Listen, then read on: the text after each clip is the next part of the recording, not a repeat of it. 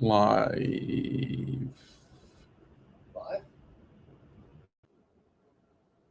Yeah, we are. All right, we are live. It's the Spin and Back Fist MMA show for Thursday, June 6th. It is Robbie Fox, Big Ev, and Jack Mack will be joining us in just a bit. He's on the ones and twos right now producing the show. We're going to be talking UFC 302 recap stuff. We're going to be talking UFC Louisville this weekend, some news, but we will also be talking about DraftKings. Of course, one of our favorite sponsors here at Barstool. Sound the trumpets. It's horse racing time. So saddle up for action with DK Horse, an official DraftKings affiliate. Right now, new customers who download the DK Horse app can get a 100% deposit bonus up to $250. Just deposit $250 or more and complete the playthrough requirement. Wager on your favorite horses and then watch the races live right in the app. Download the DK Horse app today. New customers get a 100% deposit bonus up to $250 when they opt in with code BACKFIST. Code BACKFIST only on the DK Horse app. Ev, you're a horse guy, right? I like horse. I like the pony. Belmont? Is it Belmont? Belmont Weekend? this That's week. what Belmont we're hyping up here, getting ready for. Yeah, Dave will be there.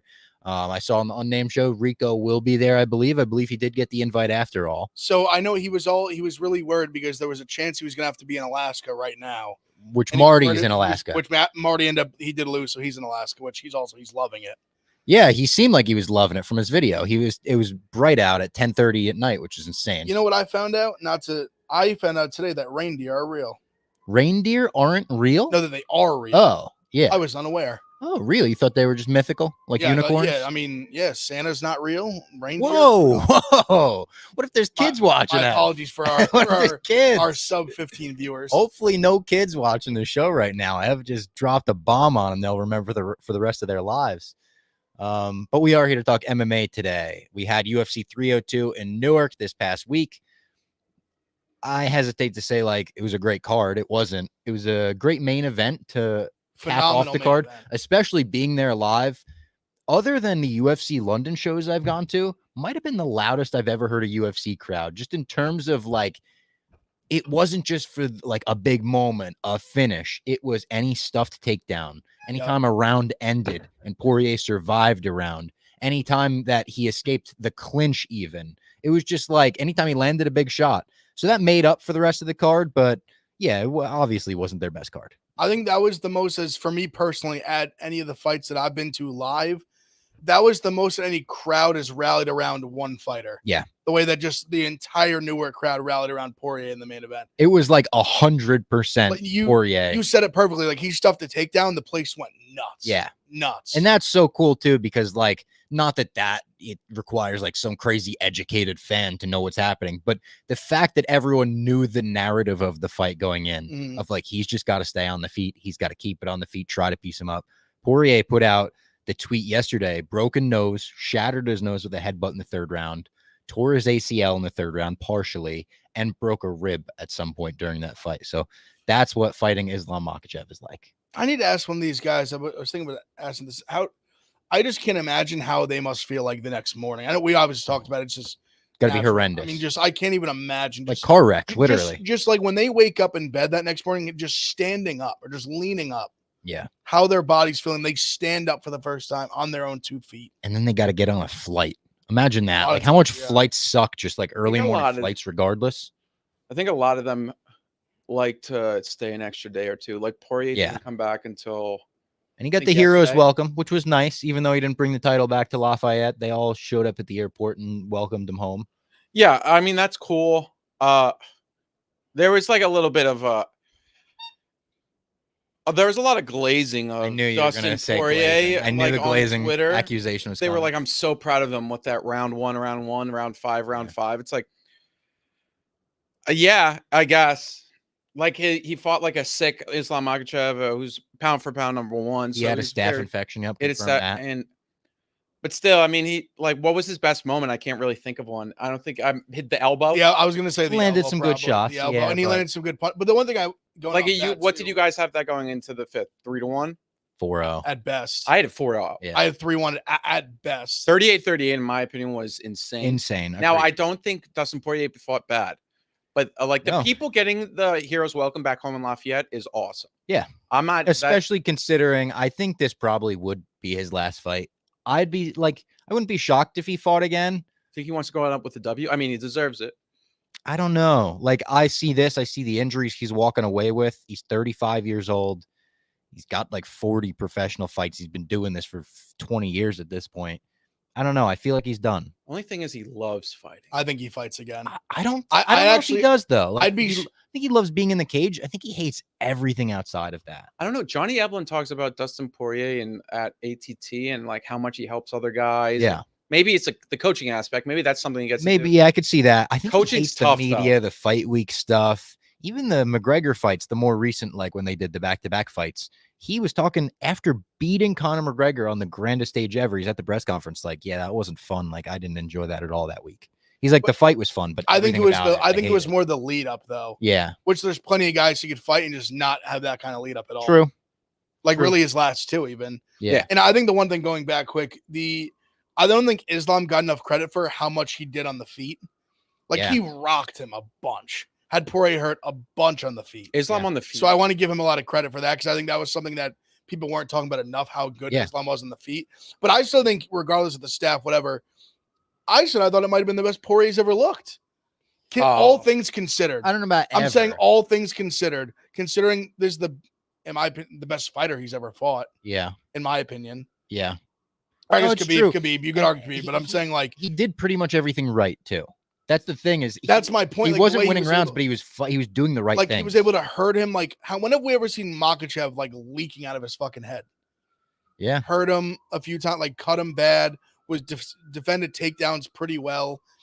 I think like just all encompassing, it might have been the best he's looked. Yeah, you could tell that the most impressive part for me for Islam was you could tell he was a little bit slower after that first round in terms of like shooting on takedowns. And that's not to take away from Dustin's, as DC said, this guy's takedown defense, very good. Like it's always so funny when DC turns into His his, Dagestan talk. which by the way, I saw a lot of people I commented that on our spinning backfist, and there's a lot of people saying like, just so you know, this isn't something you should do if you're talking in English with the English second language person, because it doesn't allow them to properly like learn the language. So I've heard it both ways. I've heard it from friends that have wrestled in Japan that some have requested that they only talk like and I'm not saying DC was trying to be disrespectful. It could Did be. you see when Poirier kind of called him out for being more Dagestani? Than Yes, that was funny. Louisiana? That was a good. He's like, you're more Dagestani than like, Lafayette. come on, yeah, man. Yeah. I know they went to the same high school. DC also totally started it when Poirier was like, and then I'm going to go. I know. to Lafayette, and he's like, home. Did you No. just say home? DC though, I think has gotten to the point where he's like, I mean, obviously, double champ, one of the greatest of all time. But he's more like a media guy now. Like he knows what he's doing. Yeah. And he knows when he knows when he's he has fun with it too. That's what people shit on DC for commentary or whatever. But like, I could always tell DC is actually having fun, and I kind of love that. Yeah, DC's always having fun. But yeah, Islam on the feet. I mean, I even say, looking back on those fights, and I said it in the time, I think others did too. Like Islam had some really, really great moments against Volk on the feet in the first fight. Yeah. And this fight made me appreciate Volk in that first fight even more. 100%. Now, also, it felt like a little bit of a different Islam.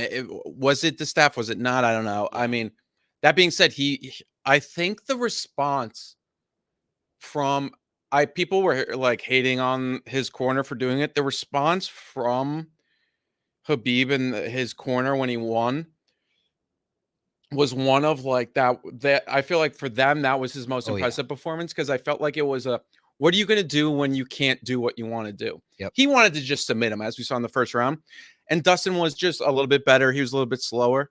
The way they like dove on him, they didn't dive on him like that after he won against Charles. They were also like emotional mid-fight. Like Khabib was screaming at him. I saw it like you could see it, but I couldn't hear it. But he was yelling. He was like this. I could tell, but he seemed like mad that he wasn't finishing the fight quicker. So I feel like when he got the finish, it was like such a sense of relief came over all of them. Like, all right, we finished this guy like we said we were going. Yeah, but Khabib in the post fight being like so shocked at 2-2. I mean, anybody would have, but I think they knew they were going to win that fight, but they wanted to finish. Yeah. There was funny. I was coming out of I was going down the escalator and this guy recognized me and he was like, that was pathetic by Islam. And I was like looking at him, I was like, oh, what do you mean?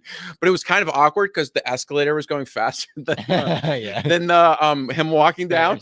And he was at the M&M Tower at Prudential Center. And he was like, that was pathetic. It's like, he's supposed to be pound for pound #1. He couldn't finish him until the 5th round. And I was just like, I didn't really want to talk to him because he was clearly really drunk. And I was just like, I guess that's a good point, whatever. And then I just walked away. But I don't know. I felt like the 5th round finish was, I mean, as a guy who's as casual as it comes with grappling, what he did there was unbelievable. Yeah, the fucking ankle pick type thing he did. And then just the positioning. Yeah. And how tired he must have been. Oh, definitely. And also, Islam's cardio was pretty good. Yeah. And Dustin's was too. Both of them held up. Yeah. The one of his teammates hopped over the fence and had to get escorted out by a Secret Service. Usman Nurmagomedov. And he was also screaming mid-fight. Like, could you hear him? I heard him totally. Yeah, he was standing up screaming. What was it? Just instructions. Yeah.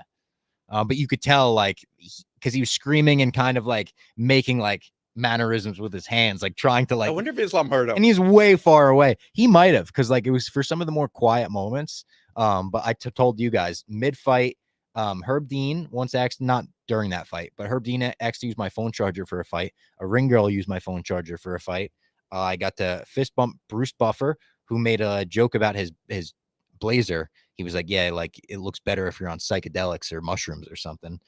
Saw The Situation and Aaron Rodgers standing in line for the bathroom together. And like, I was in line for the bathroom too. And I really wanted to say something, but I wanted to just be like, to Aaron Rodgers, like, oh my God, you know Glenny Balls, right? That dude's the man. Like, I'm jealous to get to meet him and not say anything else, not give him any more context. And then see if so Aaron Rodgers leaves UFC with like, I can't believe someone brought up Glenny Balls to me. Like you're that guy that knows Glenny Balls, right? Didn't do that though. I just let him be. Saw Trump from across the octagon, but the stars were out for this. I mean, the Trump walk-in, the Trump pop. The Trump pop was insane. I don't care where you are politically. I'm not a political guy. I mean, it was unbelievable. It's as big as the Poirier reaction. Way more. Yeah. In my opinion. I was stunned. It was crazy. I guess not stunned. And I've seen him at MSG. Yeah. This was a lot louder. I mean, also, did you guys, I don't know if it was so out of nowhere. And he came to, like, I feel like there was no, like, I feel like before there's almost been kind of like a, wait, is this it? Yeah. Where I feel like it was like nothing was happening and it was just like boom, he just was on the screen and the American Badass just I was going to get and I just look up and I just see him and Dana's and I was like, oh my God, the play. I mean, the entire crowd was standing for like 10 minutes when chanting USA, chanting fuck Joe Biden. And you know what's funny? Yeah, he gave a little fist pump when the fuck Joe Biden. They started doing during that. Randy Brown, Aleski Docent. It was like they started doing it and I heard it and then I immediately like tried to like look at his eyes and be like, when is he gonna realize what they're chanting? And when he realized, he just looked at Dana, gave a smile, and then he went, yeah, he's that was oh, and Joey Diaz. I got a video of Joey Diaz walking in, which people have now like that video kind of went viral. I think Joey Diaz may have gotten the second biggest. He got a really big pop. I mean, they showed him North Bergen. Didn't they put right like down the block from Newark? I think they put a fighter, maybe Aaron Blanchfield, on screen after him, and I felt bad because like you're not following up a Joey Diaz pop in Jersey. Dan Hurley got a negative pop. Yeah, nothing. Yeah, not literally nothing. Nothing. Yeah, I was the only one. The Bud Light guy got booed. What? The Bud Light guy got booed. They put it like he's just he's been in like small. I feel like I've seen him in very like small commercial guy. Yeah. He's like the commercial character. They must have. He's like the guy they've kind of picked as like the very like. He's trying to be like Jake from State Farm. Yes, sort of. But it's like they're trying to do this weird. I feel like they did like they gave like the transgender person the can. Yeah. And then they're trying to like come back from that basically. So he's like a dude. Trying to pick the guy who's put him in a jumpsuit, a white guy with a mustache who has like long hair, but he's bald at the same time. It's like Dudes Rock. They're trying to pick the most like Dudes Rock, like white trash person to be this guy ever. They're trying to get back the people Kid Rock saying I won't drink Bud Light anymore. They're trying to get Kid Rock fans back. Yeah. It's very funny. I didn't notice him. Maybe I saw him and didn't even think. Because I noticed he was in the commercial with Poirier that they did. Yep. That was on like some of the lead up stuff I was watching and things like that. And then is he in the one where it's like Dana White's like this guy needs like another arm or whatever? Like I don't think he's in that one, but they love that commercial. They love that commercial. They play that commercial so much. The I would say for such a lazy, I mean like the Morono, the worst part, I remember I was sitting there. and the Morono Nico Price. I was like, why the fuck is this on the main card? Yeah, that was rough. But Trump's walking, and then the Poirier Islam fight, I think, saved it. Strickland Costa sucked, unfortunately. Yeah, Strickland Costa sucked. And but some decent, like all the fights went to decision, but there were some decent ones early on the like some Hafez Mickey Gall was incredible. Yeah, that was one of the early ones that knocker. deserves credit. Mickey Gall fought so much better than I thought. He had a chin in that fucking fight. Also, great. There was a women's fight. One of the first fights on the card was good. Jocelyn Edwards, Alan Perez. Yeah, it was great. Yeah, I had Edwards, so it hurt. I felt like she fought stupid and just could have won if she made some different decisions, but there was a good fight. The fact that Alan Perez spinning back fist dropped her crazy was insane. Yeah.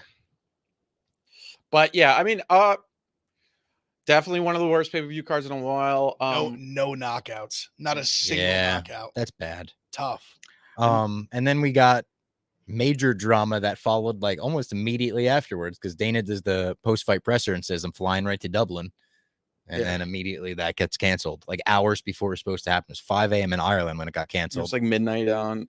They pull the ads. Chandler says, I'll see it in Nashville. Chandler apparently he was at the airport in Nashville. And found out literally like he was there at the airport and just like had to leave. So there was a lot of rumors, a lot of obviously like, is the McGregor fight going to happen? Is it not going to happen? Is he injured? Was there an emergency? Was he drinking? Did he fail a drug test? Was it this, that, the next thing? Ariel Helwani says he was not drinking. He did not fail a drug test. There's nothing salacious behind it. Everything sounds like maybe there was an injury. Maybe there was something they couldn't hide at the press conference that should be okay by the fight. Because there's great hope, great positivity, he said, that they will fight on June 29th. He thinks they're fighting on June 29th.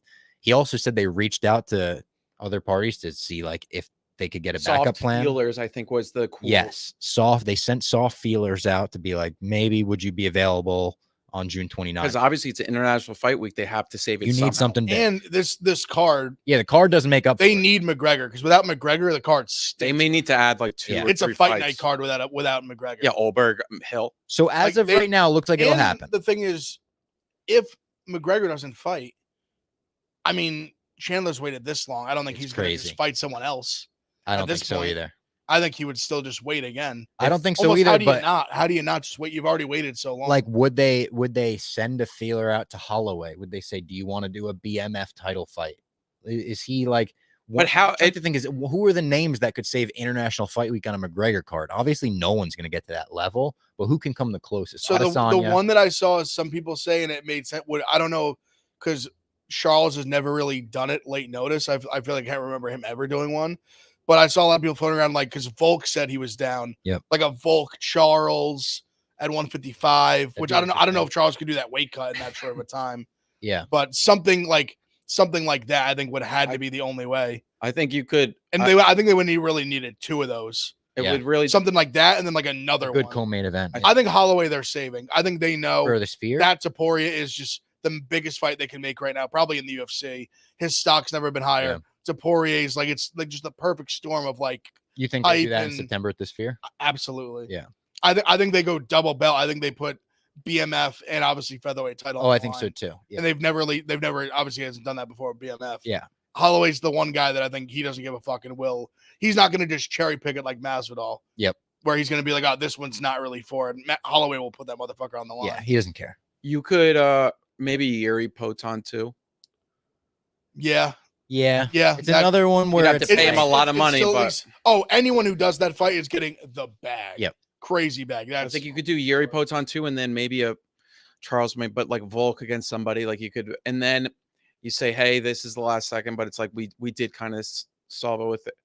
And Yuri and Poton haven't fought since UFC 30. Well, 300. Well, Poton did. They both did 300. Yeah. So I mean, like, yeah, I think they both kind of. Well, Yuri did have those leg kicks, but I think they're both relatively healthy. Or I think maybe, even though I'm going to get to myself what I just said before, but maybe they would get Volk, like Chandler, to fight Volk if they just gave him a disgusting. That's what I was thinking. If we just give you like McGregor money to fight Volk, will you do it? We promise. And he probably would. With a loss, but yeah, like it's hard to do that. Yeah. I don't know. Hopefully we won't have to cross that bridge. Hopefully that McGregor fight just happens. McGregor posted the video there, the picture on Instagram of like his foot out of the picture out on a doctor's chair, playing mind games with everyone. But it sucks for those that flew out to Ireland for it, for sure. I know like production people flew out and people were excited. Okamoto. Fans and everything. Yeah. Well, you said people literally didn't go to 302 just to be there. Just to get there early, set up. It was like logistically, they set up the whole arena for it. And it was just going to be his first press conference in Ireland in so many years that like it would have been awesome. Anything else news wise? And Jamal Hill are just still going at it. They're going at it. They're scrapping online. Jamal Hill's really positioning himself well to be like, hey, let's do it again. Although he is kind of losing himself some fans in the process where it seems like he's kind of being quote unquote a bitch, but he is setting himself up well with the idea that, hey, if Botan beats somebody next and then Hill beats Olberg, it's like, let's do it again. And then the Herb Dean storyline, where he kind of stepped in, could do enough to where it's like they can sell it again. Stopped, yeah, like it was off timing or whatever. Also, Jamal said 20,000 to anyone who wants to spar him, I believe. Yeah. Like if you beat him in a spar in his gym, 20 grand. And then like Zach Pago was like, I need that 20K. Can we spar? I think did he really say that? Yeah, he quote tweeted it. That's pretty funny. Yeah. And shout out to the MMA Guru for creating a robbed fighter fund. Did you see that? No. He's claiming that he could afford, which I was shocked by, $10,000 per card that he'll just give to any UFC newcomer he feels was robbed in a decision. So someone that's lesser paid. Yeah, exactly. He's saying if you're a lesser paid newcomer and he feels that you were robbed in a decision, he'll just Venmo you 10 grand. 2025, I'm planning to set up a 10K robbery insurance bank reserved for fighters on their first /second contract that get badly robbed. I can afford 10K per card. New fighters that would otherwise have had a career derailed by an awful decision will get a 10K win bonus from me. And then it's just a photo of him as Jesus with the disciples being Chael Sonnen, Ariel, Bisping, and ESPN MMA, which I think were all the people that get less money than him on YouTube, according to Mr. Beast's new tracker.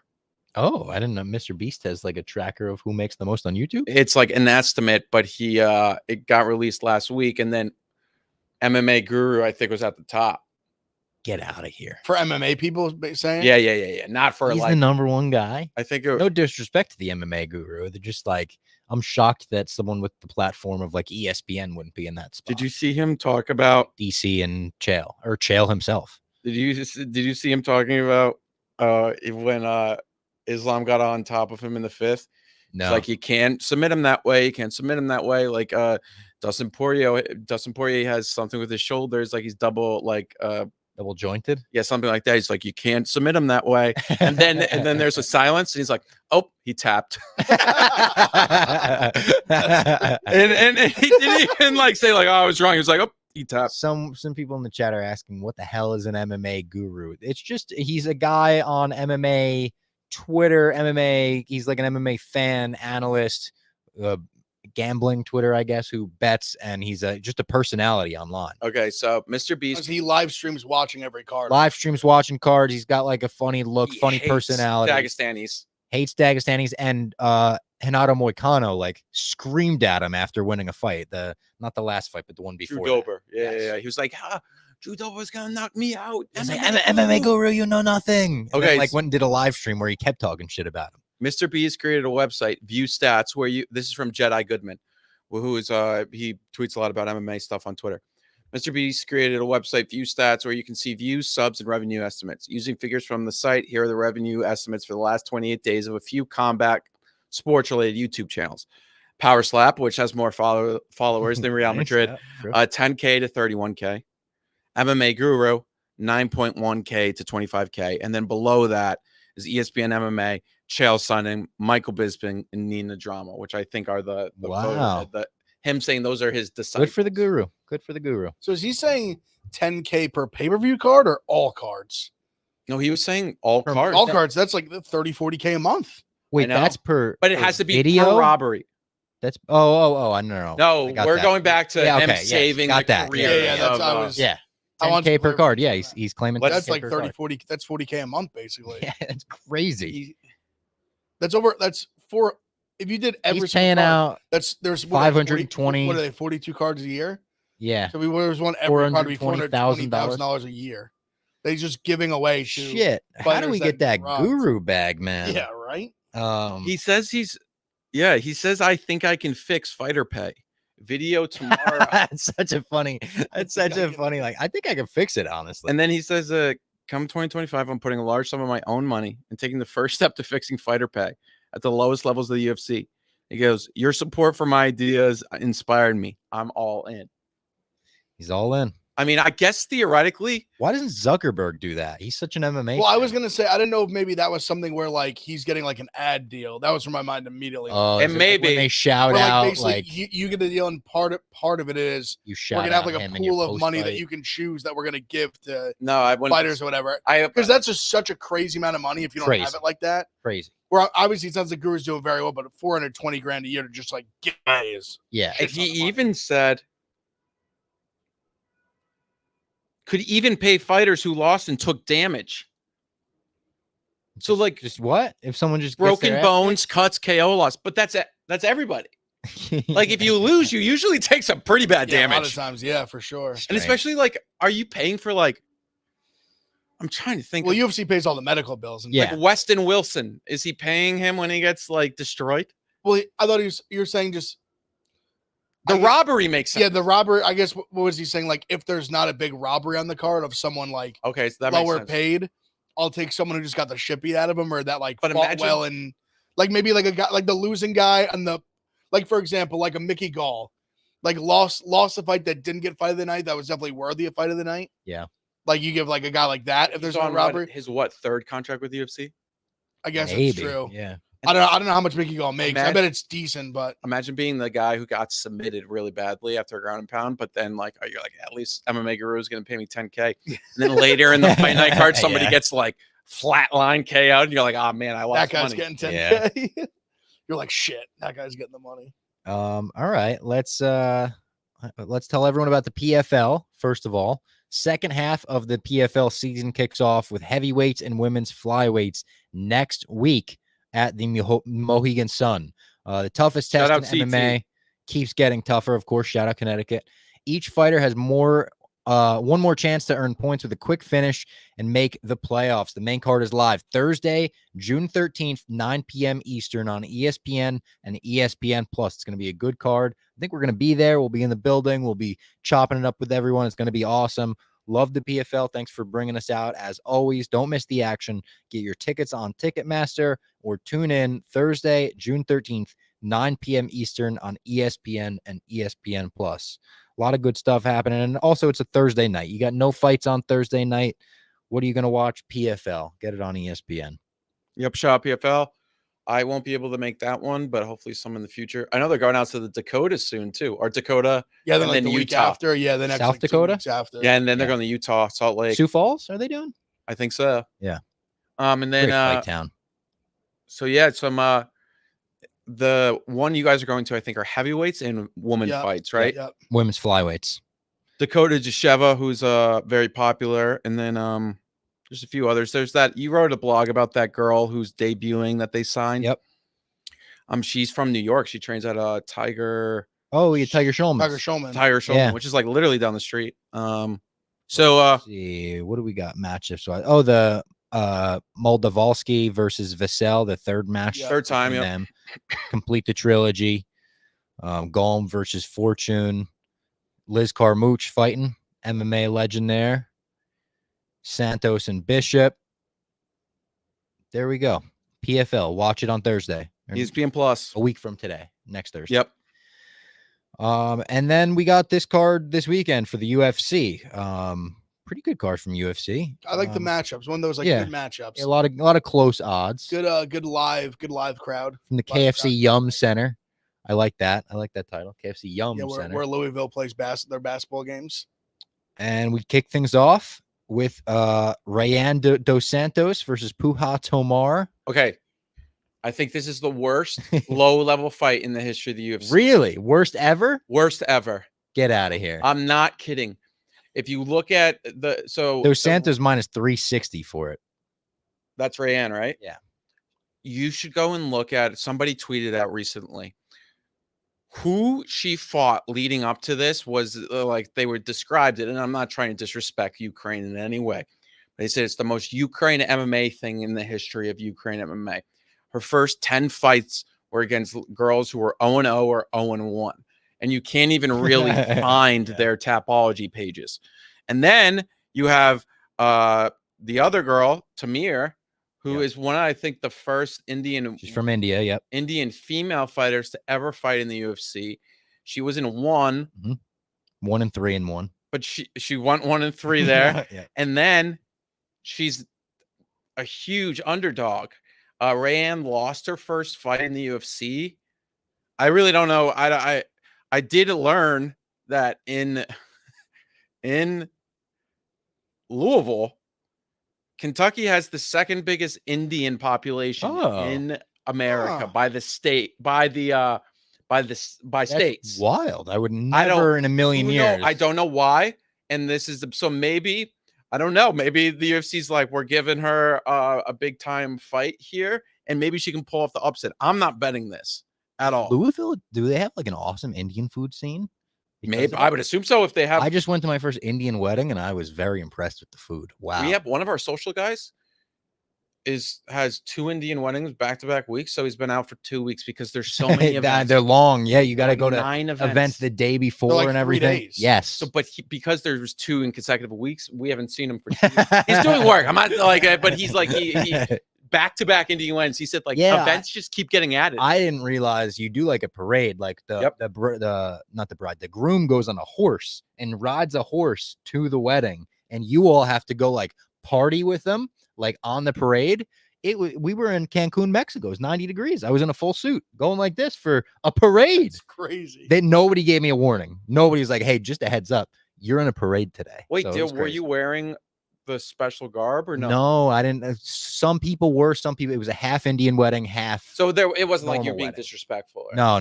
It was like half people were, half weren't. Go and get a specific. I think he pooped himself in it. Oh my god! Get the What? fuck out of here. What? Yeah, you didn't know about this? What? No.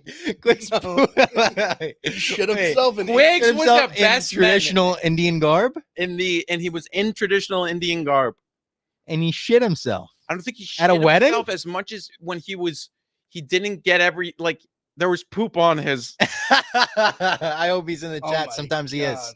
Sometimes Quigs will pop in here, and I'm gonna try to find when you guys are talking. I'm gonna try to find the. God damn, that came out of nowhere. I'm glad we went on that tangent for that. But yeah, not a great fight. Not a great fight. Yeah, 0 action. Then we've got Cody Stamann versus Taylor Lapilus. Lapilus minus 270, Cody plus 20. We had Cody on the podcast, right? No, not Cody Stamann. We had Cody. No. Cody. Brundage. I kind of like Cody Brundage. I don't hate Stamann here. That being said, Lapilus did show some pretty good takedown defense against Basharat in his last fight. That's what I'm worried about. But I agree with you. Like when I knee jerk, I'm like Stamann plus 220. And then like even Stamann by decisions like plus 375. It's like it may be worth a decent look. But that being said, Stamann hasn't fought in a little bit, and his last fight wasn't great either. He really disappointed me. I remember I bet him. But yeah, I guess we'll see. I don't hate him. This is an earlier card, by the way. Starts at 5 p.m. on Saturday, and the main card's at 8. So make sure you count for that. Eduardo Mora versus Denise Gomez. Eduardo Mora versus Denise Gomez. Eduardo is minus 198. Denise Gomez plus 164. Another one I don't really have any opinions about the matchup itself. Dog or pass, maybe. Yeah, Gomez is like, she definitely has like finishing upside and potential. So I wouldn't fault it. It's probably for me, like probably not a play. If I was to play it, I'd probably play Gomez, or even I was going to look Gomez like early, even they're early. It's an earlier card and respectfully lower levels women. So those props are not. Yeah, they are for most of the other fights. But yeah, I would say I don't mind Gomez with plus 164, or even like a when those lines come out, like a first round or like something like that, like a by finish. Because I think that's kind of how, if she wins, I'd say that's how she does it. Yeah. Do you have anything on this one, Jack? I was gonna look at like Ev, specifically over at DraftKings. I was looking at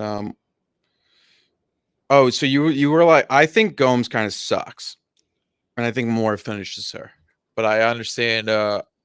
We did see Gomes finish in that early fight, like 30 seconds in. But I think Moore is just a little bit better, more skilled. And I'll look for a finish prop on her. So we could agree on fight doesn't go the distance. I was gonna say the under 2.5 is like basically a pick 'em. Yeah, which I don't hate. These two, it's like I think it's a pretty good fight though. Like it will be like they're gonna fight. Someone mentioned in the chat before. Sorry for not remembering who mentioned it. If, knock on wood, let's say International Fight Week main event falls out, they need a replacement. If the UFC booked the return of Amanda Nunes versus Kayla Harrison, do you think people would be excited about that? And it's hard to say, would it be worthy of a replacement? Because no fight is worthy necessarily. If that's a replacement, people would hate it. Do you think people would be pissed? Yes. Furious. Because that's a fight I'd like to see, but obviously you can't do it for that. They were mad when we got Jamal Hill Poetan. Yeah. When they were expecting McGregor. Imagine Harrison Nunes. True. The amount of people that have the amount of money that's been spent on tickets. Yeah.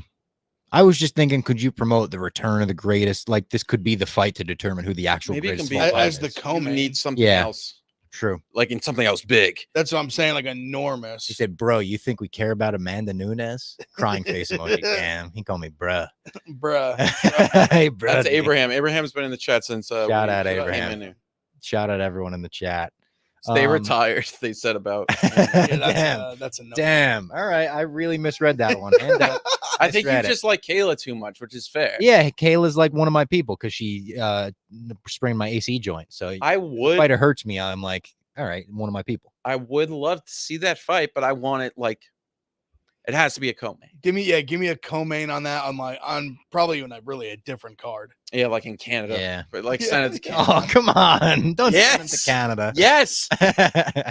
They just had Myra Buena Silva, Raquel Pennington, and now you get I gotta make a follow-up video with Kayla now that she's with the UFC. Like it'd be funny to do like follow her promotion to promotion.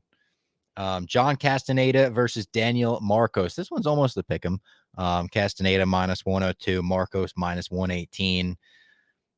Another one where I don't really know how to feel. Like I would probably lean Castaneda, but I don't know.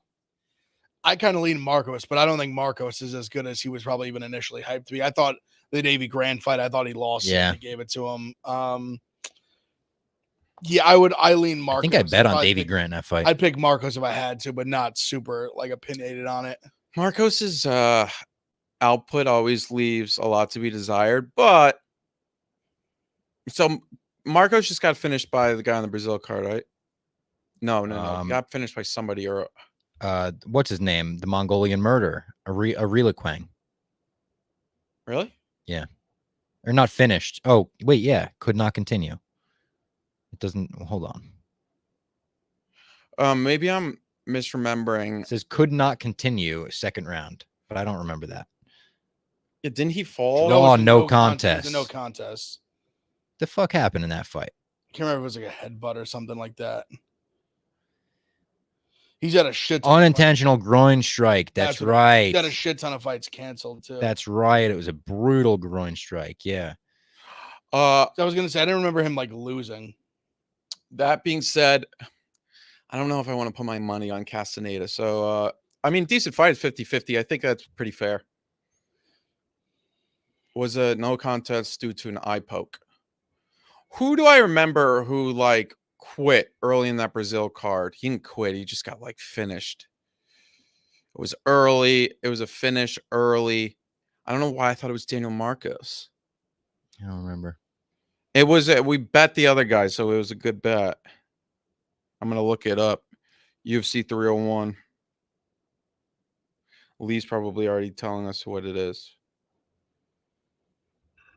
Is that him in the chat right there? Was no eye contest due to an eye? Oh, you know what I confused Marcos with? Kevin Borjas, and aren't they both from Panama? Oh yes, Peru. Marcos Peru. They're yeah. both from Peru. Yeah. So yeah, I was on Costa. That was a nice dub. Thank you, Abraham. Yeah, we aren't Costa. Yeah, remember we I were was on like, Costa, "What is pretty this? big. Why?" One of my favorite plays. It was almost. I remember I was almost scaring me why he wasn't a much bigger favorite. The next fight on the card, easy one to call. It's Brad Katona versus Jesse Butler, and Brad Katona is minus 625. Do you remember who Jesse Butler is? He is the man who Jim Miller knocked out silly. Oh, when like 20 seconds. yeah, like But think at they 150, brought him in at 155, he's now making his second fight at 135. Wait, who knocked him out? Jim Miller. Jim Miller, like remember silly. last The minute left hook. he It came was like in 20 seconds. 20 seconds Yeah. He literally like murdered. and like, everyone literally said decapitated. going into that fight. I remember we were all like, "Oh fuck, this guy's gonna get killed by Jim Miller." I was on he Dark's did. Day He did. last year. He That got fucks. legitimately murdered. And now he's 2 weight classes down fighting Brad Katona. This is one I'll have no action And on. Brad's gonna roll I'm through him. sure He's probably gonna Katona- submit him. Yeah, I'm sure Katona wins.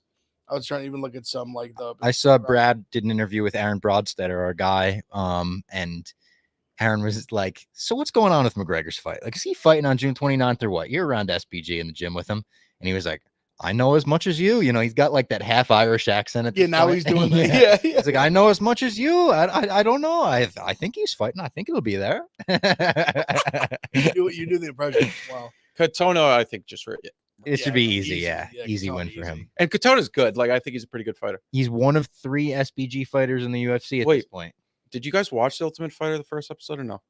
No. I didn't know. Did you see the clip of Valentina? No water. Yeah, no water. No Yeah. water. That reminded me of like high school football, like, or, like some dumb shit your Where's coach would that- do. remember the Titans? Water makes you weak. Yeah. Immediately, like if you're on her team, you're like, "Oh fuck, what do you mean no water?" No water. And then yeah, they You literally Did they get do wa- the you- basketball challenge episode 1, or was I just saw a picture of that? Saw a picture of her and Grosso like shooting 3-pointers. I would assume maybe that's episode 2. Episode 1 was Coach's just challenge, like They usually do that like later in the season. Yeah, I love the coaches challenge. they just did like they picked their teams and whatnot. There's one guy with the last who had Magomed in his name, so I was like, oh, he'll probably win. I know people are pretty high on this crop of regional fighters. People Okay. are saying that it's a better crop than they've had in many years. That being said, it's hard for me to like invest in that. They when have we have one the of contender Molly's series. friends What that weight trains classes? with I think forget which. weights. It's bad that I don't know, but it's kind of like shows you how far the Honestly, Ultimate because I Fighters watched fell. the last one, and the last one was so bad. with was so McGregor and boring. Chandler. You mean? Even like the show was. I know, The last few seasons have been boring. dude. as If hell. you can't make it entertaining with McGregor and Chandler. McGregor and Chandler, Or it's remember, like over. McGregor like just stopped showing up. Yeah, that was bad. It's funny. Um, That's when we thought we were gonna have that fight by the end of middleweights- 2023. Abraham's there to save us again. Middleweights and featherweights. yeah, featherweights and middleweights. What's the news, Joe Sean? The news is we don't know any. The news is the news is the news. Oh, I heard. We don't have anything specific. Speaking of Aaron Bronstetter, I just saw a tweet from him about the new UFC show, Inside the UFC, I think it's called, which is it's gonna be on the Roku. Oh, it's like a behind the scenes, right? Like it's all the behind the scenes and shit. He said it's awesome. He said just finished watching the Inside the UFC miniseries. It's a must watch for anyone who wants to get a glimpse of what it's like behind the scenes. It's cool to be a fly on the wall to watch everyone come together to solve problems. Comes out on Friday. Comes out tomorrow. So if you don't have a Roku, you just got to download the Roku app and you can watch it. Wait, so what is it? It's just like booking fights and stuff. I'm pretty sure. Yeah, I think it's like And, like- matchmaking, logistics stuff, Dana White stuff, which is stuff I feel like we've been asking for a while. Like, And I then- want to see a matchmaker meet. And then also, do you see the UFC on YouTube released like no Oh, audio, yeah. or no you could hear like the actual fight. yeah, and then they no like commentary. you heard like even more of like the classic Habib Michael Johnson, where Yep. it's just Habib talking to Michael Johnson. Yeah, that's a Must classic give up. clip. You must give up, And, yeah. you know, I need this. I deserve this, brother. And then we saw the Sean O'Malley. Yeah, that sound. Obviously, we knew about that, but Oh, that the sound was knee? unbelievable. That- crazy. insane. Yeah. How he just ate that is truly. I don't. The fact he One of wasn't the even that craziest- wobbled. I know he was hurt, but he was like not even that wobbled. You know what I No. mean? No, it wasn't like he was about to be finished. It didn't look like it. Crazy. Cheeto, I mean, yeah, unbelievable. Literally made of steel. Andrea KGB Lee versus Montana De La Rosa. KGB minus 162. feels about right to me. I feel like she probably should win this fight.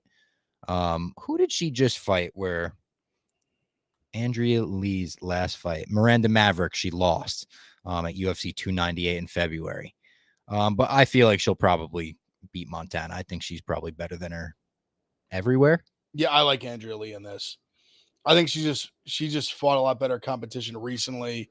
Like her losses are to like good fighters. Yeah, I like Lee. yeah, I'm with Ev. I think Lee's and the De La Rosa's like just if she can't get her grappling going, she's gonna like just not really do anything with it. At least in my opinion. So Andrea looks pretty good. Definitely better striker. Yeah. Then we've got Charles Radke versus Carlos Prates. Is it Prates or Prates? Prates. I would say Prates. I think it's Prates. Prates is minus 250 in this one against Radke. Is there any part of you that seeing Radke plus 205, does that make you want to bet him at all? So I want to put this on record. I think if Prates is on my guy watch. Okay. He's not there. He's on my guy watch. Okay. So you're not on Radke at all. No. I want to find out about him a little bit in this fight. Prates. Remember Prates had he knocked out Giles badly, but I thought he didn't look great before that. So that was losing like 2-0. That's what I thought. I think it was second round, but he definitely lost the first round. I thought it was looking like not great, and then just murdered him. He's got crazy long arms and he hits hard. Radke, I don't know how to approach him because I thought his first fight in the UFC, I forget who he beat. It was someone bad. And then he destroyed Gilbert Urbina in his last fight, which to me is like whatever. His striking looked way better than it had previously, but Radke comes up to me, a guy like pretty durable as well. Yeah, Radke was the guy who dropped the F-bomb, the other F-bomb. Hard F-bomb. But yeah, I think Prates, I like where DC snatched that mic from. Yeah. I like where Colin Arthur's at, like Prates like round 2 or round 3 KO maybe. But yeah, this is where I want to. This is a hard glimpse at him here. This is like a big tryout for being on my list, guy. This is you're looking for a fight. Yeah, this is like I want to see what you got. I want to see what you got. Not knock him out in impressive fashion, and he might just be on my guy list. Radke doesn't really do a lot for me, but I'm not going to take Prates minus 250. Nah, same. It's not because to me it's like probably knockout or bust. Yeah. Radke has a good nickname, Chuck Buffalo. It is a good nickname. I like that. Oh no.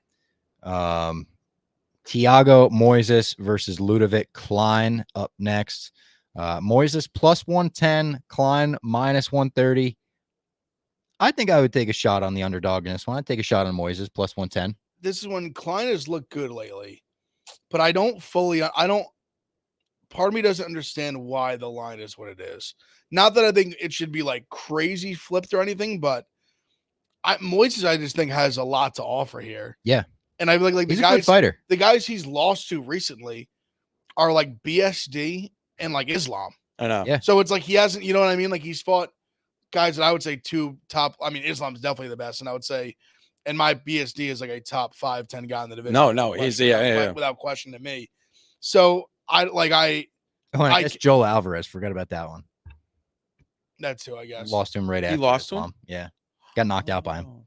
But even like Joel Alvarez is someone like Joel Alvarez. I've always a bad fighter. Yeah. I mean, Joel Alvarez, people like and he's disrespected him. Huge 155er. Disrespected him off of Armin destroying him, where Armin looks like he could give Islam like a run for his money. Yeah, I mean, dude, Moises' losses are all respectable. It's Beneil, Ismagulov, Makhachev, Alvarez, BSD. Yeah, all guys that I would consider top 15. Yeah. Like I think Alvarez could beat a lot of guys especially the back end of the top 15 at lightweight.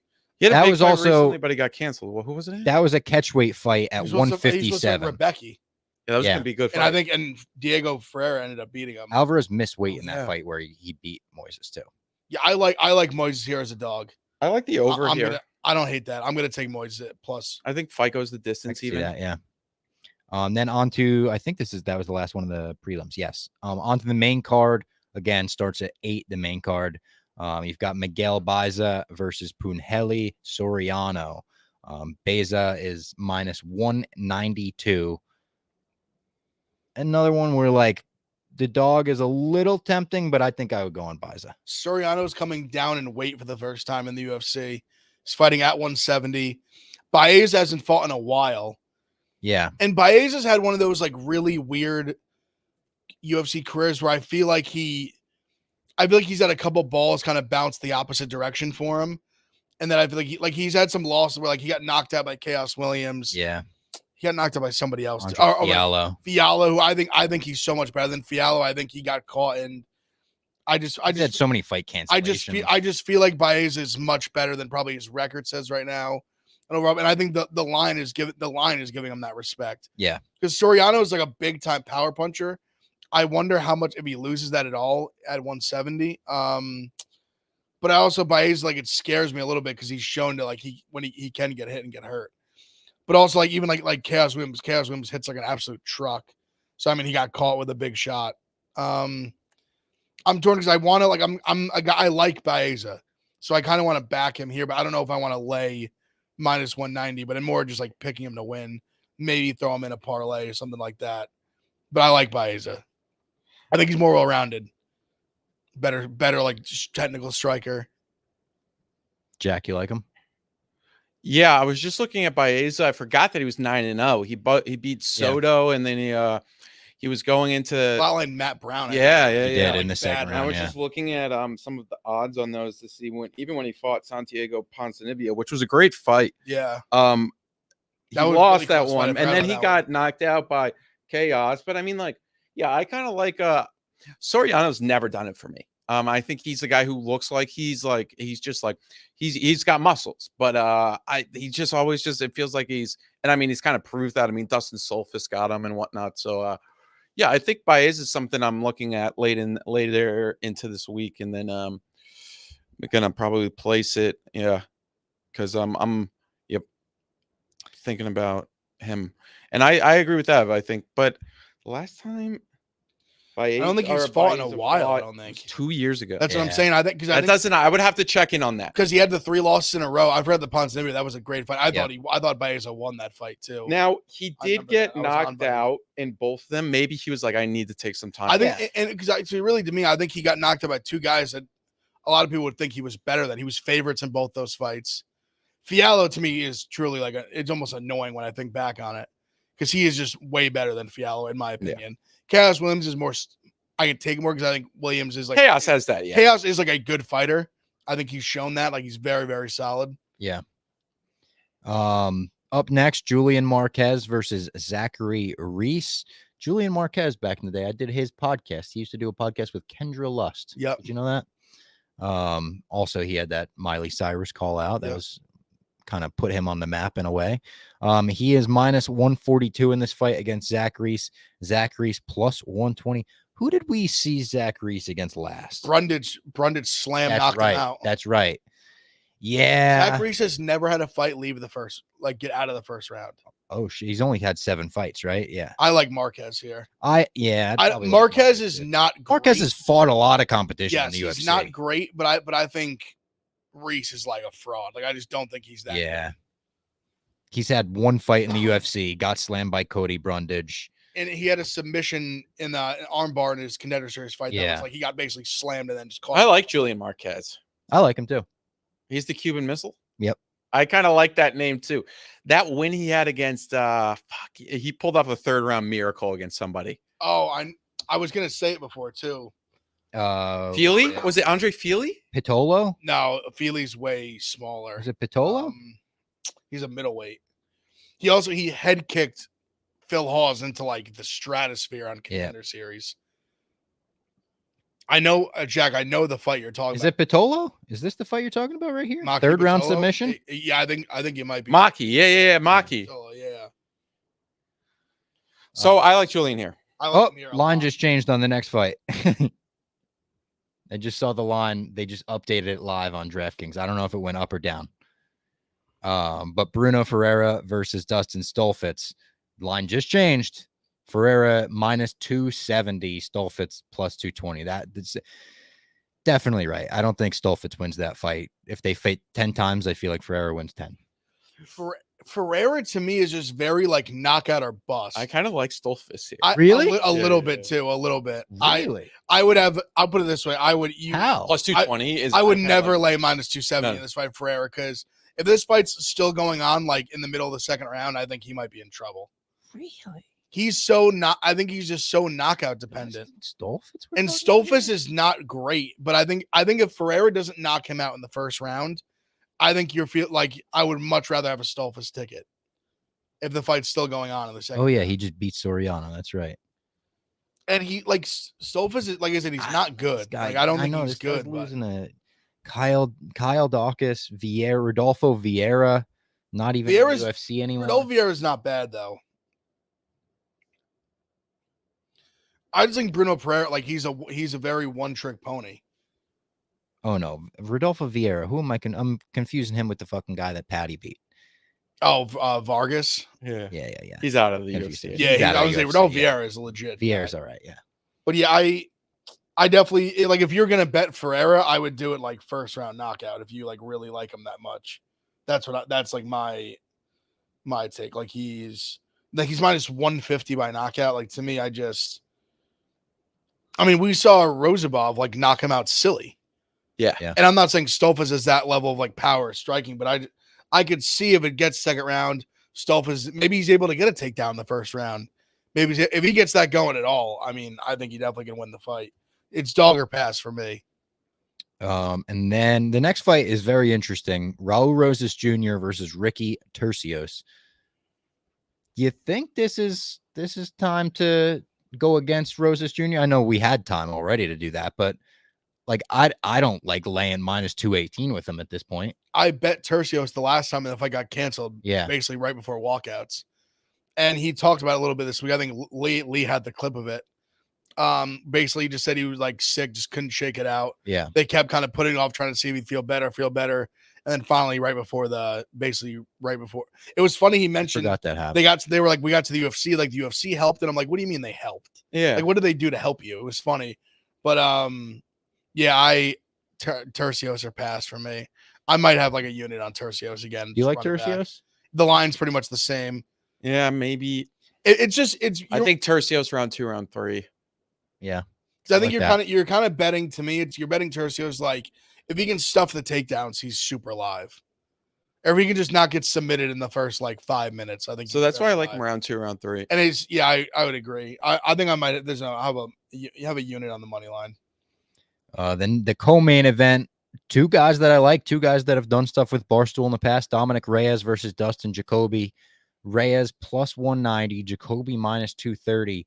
I hate to say it, I really like Reyes, but like I feel like the line should maybe even be heavier in Jacoby's favor. I feel like Jacoby's going to knock him out like sure. Jacoby's a big Barstool guy, Barstool classic guy. Yeah. We had him on one of the first guys we had on the pod. Yeah. Big fan of his, really like watching him fight.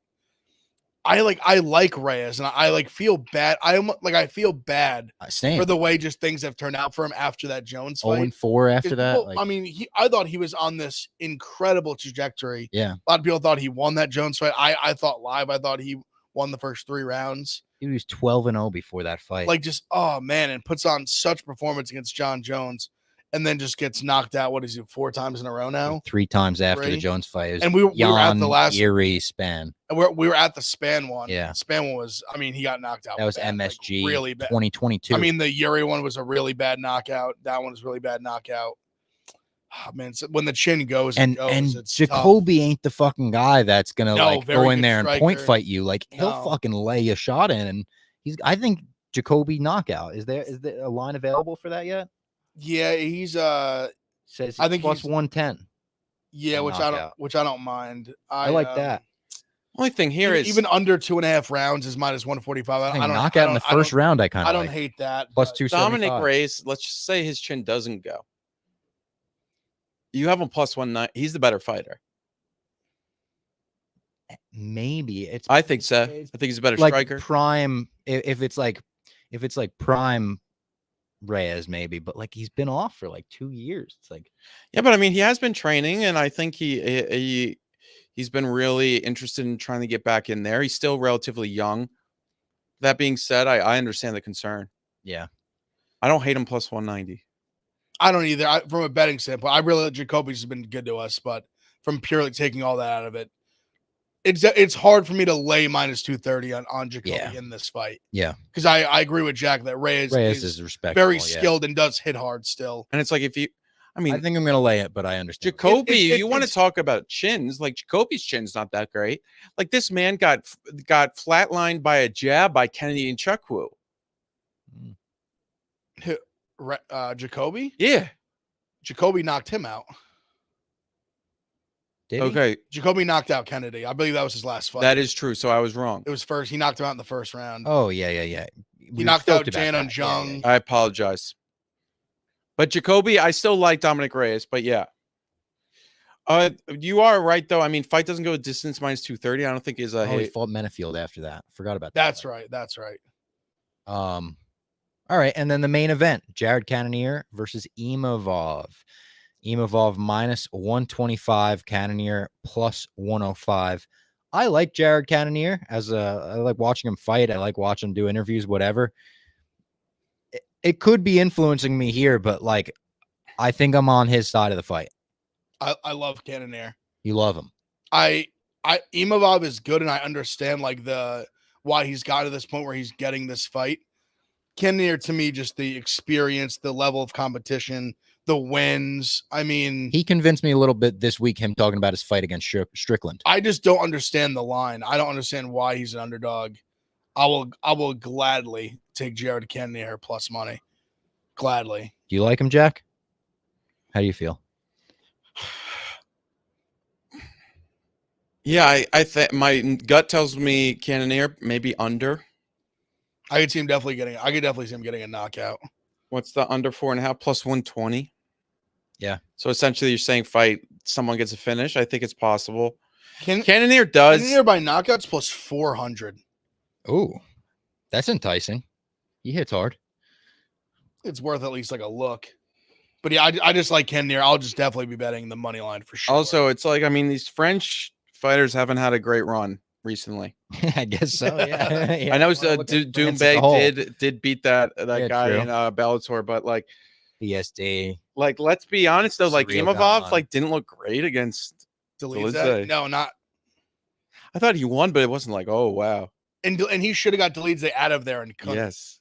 And I mean, Cannonier. You remember Dolidze kind of came on late a little bit. Cannonier's way better striker. When are we going to see Sergey Surreal gone again? By the way, I think that Paris is that movie. They wanted if he took it, it would be him versus Aspinall. Yeah.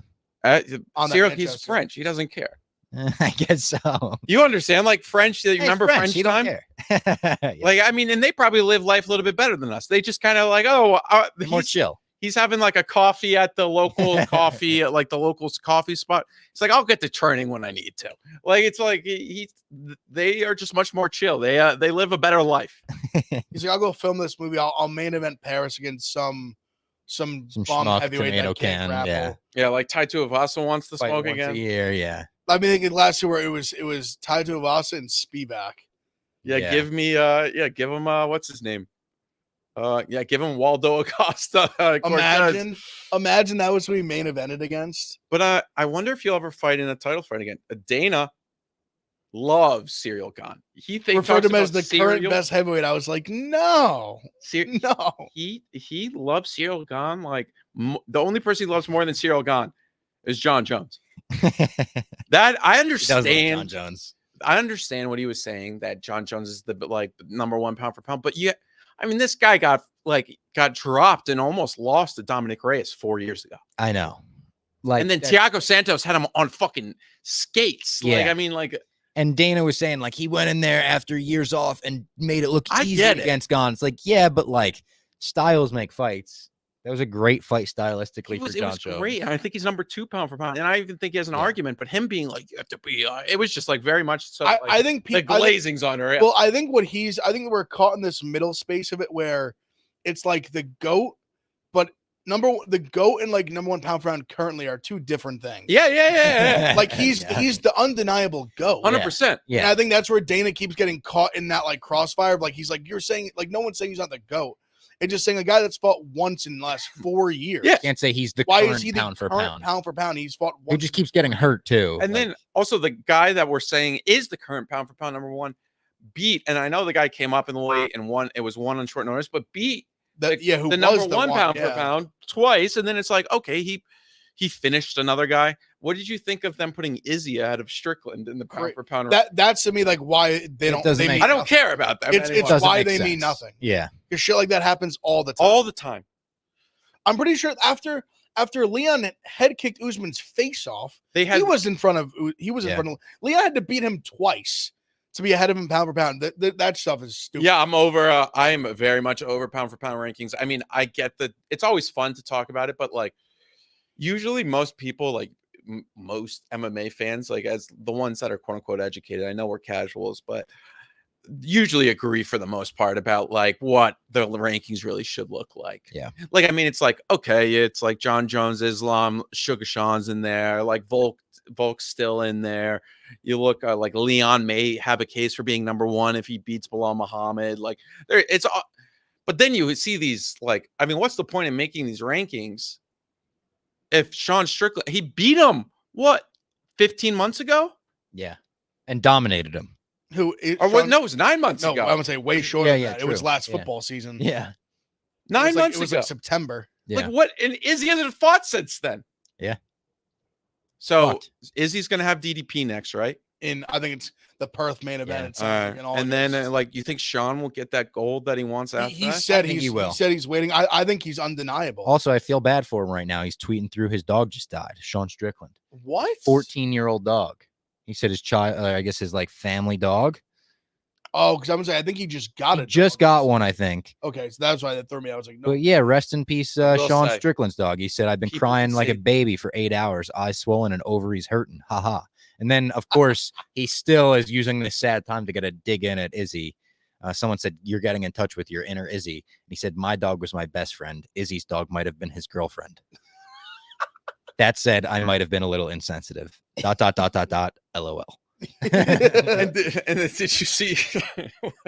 He said recently, it was like after the fight. Yeah, the Izzy. He was like, Izzy, That- I didn't mean that. You were actually jerking off your dog. He's like, it's a joke, you fucking dumbass. Yeah.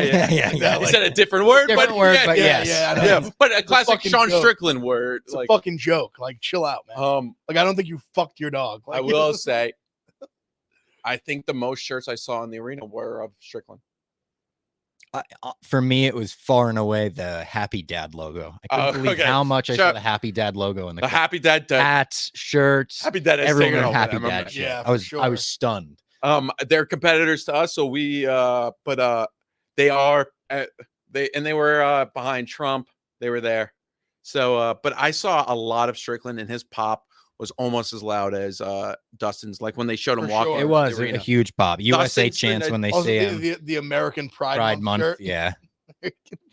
I would love to, like, I wonder like his girlfriend, when he just like goes on these tires and just like his shirt, she's just like, here we go. Like, I wonder if she's just probably like, it's Sean being Sean. It's funny though. She's now like taking on the like this white or like girlfriend of the star as well. Yeah. Like Yeah. getting all like super dolled up for the fight. She's Yeah. great. God bless her. But I was it's standing funny, next like, to to like see, like now she's like, because they're wearing like the nice dress. Yeah, and all yeah, like yeah. ready to go. Like knowing like you're gonna be on camera when you walk in for the fight. I was standing next to her, his whole family. That I think he had maybe nieces or nephews and stuff. There's like kids there. His whole team saw Johnny Ablin. We like said, "What's up?" And then like Chris Curtis started walking over, and I was wearing this hat. It says Barstool Sports. I don't know. Chris Curtis is not the biggest fan of Barstool Sports, so I said, "I'm just gonna get out of here." And I just turned around and I walked away when I saw Chris Curtis. Not like I'm afraid of the guy, but just like I'm not in the mood to have this conversation at 2 a.m. I would say, if Chris Curtis assaulted you in the back, Oh, I he think wouldn't he'd be assault kicked me. out- No, he no, but wouldn't I think assault he'd be kicked out of the UFC. Yeah, For sure. I think so too. I think if you Absolute- assault a media member, Absolutely. definitely. Absolutely. He'd go to jail too, probably. Maybe, yeah. Maybe not jail, but he would have a Probably trial. not jail, but yeah. No, I don't. I I don't think he I think- would. I I'm think- not saying Chris Curtis. I would. think I at don't want most- that clip. Hypothetically, I think I he's think like, I'm if just saying. anything, he would just be like, you guys are lame, and I would have to be like, Oh, okay, thanks, Chris. well, yeah, Like, congrats on the win. yeah, yeah. Like, can't wait to see. When I saw, because Johnny's like not on Instagram as much anymore, because he said he's like going off the, like, he's Off the grid. off the grid. So I was shocked when I saw him in Sean's corner, but he's Yeah. also huge with Dustin too, and Yeah. I'm sure he was watching that. And then Khabib came and sat right next to me. Khabib, literally, I was standing up like next to he's that, a politician now. next to Fabian, the translator. We were standing and Sean Strickland's family took a picture, and me and Fabian were like, we don't want to be in the background of this picture. And we like walked away. We were joking about that, and we're standing there, and Khabib just like walks over, and I'm telling you, from me to you, sits next to me, and I'm not sitting down, I'm standing, but I'm just like, oh my God. Do you think he would remember you? I don't think so.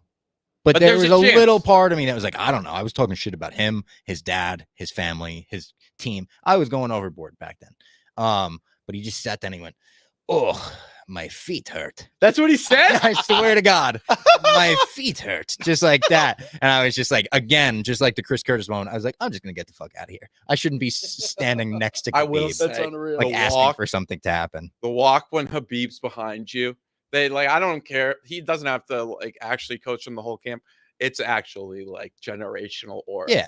Like them just walking. It's just like these two guys are just Nate like, texted me and he said, like, Nate's not into UFC really, but he'll watch big fights and stuff. And he was like, it is kind of sick that they just have like a line of Dagestani killers. And when one is done, the next is ready to go. And he's like, oh, like he's next champ. it's and I said, I was like, literally, like, if we didn't go to war with them, I would probably be like Bobby Dagestani. Oh, yeah. I'd be like, they would be my guys. I would be like going to Starbucks with them, but they don't like Starbucks anymore. Oh, no? Well, I saw they got the machine.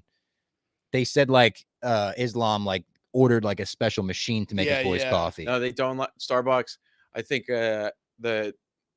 what's going on in the Middle East, Israel, Palestine. Starbucks is involved, and I think that's why they're not as big on Starbucks anymore. Now that could change, but like as of right now, I think that's why they were going to like the local coffee shop. It could change. It honestly could, but I know for a fact when Kid Rock did his thing against Bud Light, he was drinking Bud Light the next week. He was like, that's good stuff. He was telling like Glenny Wells, he's like, I don't care. It's good beer. I feel like the Dagestanis will be like back at Starbucks next week. I'll be like, it's good coffee. They love it. I was talking, but they like those guys. They don't mess around. No. The picture of them outside the coffee spot that looked like the Sopranos picture, that was pretty awesome too. The you know the Aussie guys that do like the stuff with MMA, UFC Submission Radio, maybe? No, they're like these two twin brothers. Oh yeah. So I know them just through like Instagram and whatnot. They gave Islam like before the fight against Volkanovski like a Speedo, and it was like a joke. They were giving it to all the UFC fighters. It was like an Aussie thing. And it was in the middle of the interview, and Islam looked at it, threw it on the ground, and walked away. And now they're not allowed to interview. You don't play with that. And that's funny. I asked them, was like, were you allowed to interview Islam this time? And they were like, they talked to Ali, and Ali was like, I tried to tell him that you didn't mean it, like in anything outside of a joke. He was like, it's just not going to work. Yeah. He was Islam stood us up last week, by the way. Interview him. Yeah. Stood us up, but I learned later that he stood up all media that day. I assume it had something to do with the staph infection. Yeah, I mean, that would have been a gift if we interviewed. Yeah, totally. We were surprised it was happening in the first place. But and then I was trying to think was there anything else that I heard? Habib, Islam. Oh, Islam saying like when they asked him, it's like, oh, Dana just said you're pound for pound not number one. It's like, well, that's his opinion. Yeah. But in my opinion, I saved this crowd. I saved the show. People were going to sleep. He said something like in his broken English. It was like people were going to sleep before I came out. And he's right. Did you see he made a joke? I think it had to be right after the fight on the presser. He was like, he's like, yeah, before they tell like Dustin tell me I go to sleep. He was like, I say I tap him out. And he goes, he tap and go to sleep. Just the way he's just his deliveries is so funny. They're funny guys. And I mean, there was nothing but respect between the two of them. Totally. I was there for that moment backstage. I was just standing there, and like a crowd, you hear murmurs. It's like, oh shit! Both of them walked through. They said, "What's up?" Khabib. I had a moment with Dustin backstage. All respect. I do really dislike him though. Who? Dustin? No, Islam. Oh, the Islam. Boos were loud. You think it was more because they love Islam? Yeah. Or, I think it was. And then it's like Russia. I think everyone also is the American thing, and plus, people just after the McGregor fights, he has become a huge star. Yeah. And I think it's just I think people were very much. The UFC did a great job, like storytelling this, like if our guy, like if he does it, like it'll be the craziest thing. Like they had Cody Rhodes cut a promo. Did you see that? Yeah. They had Cody Rhodes do like can Dustin Poirier finish the story? Yeah. Like doing the Cody Rhodes line and everything. Because even like the some others, like a lot of sports books were basically tweeting like they do kind of like the handles and stuff. and maybe you're saying a Poirier win would be like the worst thing that could happen to Las Vegas. Yeah, They're like, if Poirier wins this fight somehow, like we're going bankrupt. Vegas is done. Like They're I going to said, claim like a cyber hack again. It's like the entire world everyone in America just wanted Dustin to win so bad. So I mean, I think that was more what it was than anything. And I think even on Twitter, a lot of people were like, sometimes you'll see those fights when it's like, oh, he just grappled the whole time. There's a lot of respect for his striking. Yeah. That was a good run. And I mean, like Islam's like always respectful after the fights. Yeah. And he also is very funny. I understand, like you can disagree with him the politically DC friendship whatnot, too, but which I think helps. DC friendship, which is hilarious. I think he's just great. I don't know. He seems like just a happy-go-lucky guy. I understand, like if you disagree with him politically and whatnot, but like I mean, you're gonna disagree with a lot of fighters. Oh yeah, a lot of them. Yeah. Like and they probably won't like you as a fan. Yeah, that's fighting for you. Yep. All right, that was the Spinning Backfist MMA show. We will be back probably this weekend, maybe this weekend. If not next week, probably this weekend though.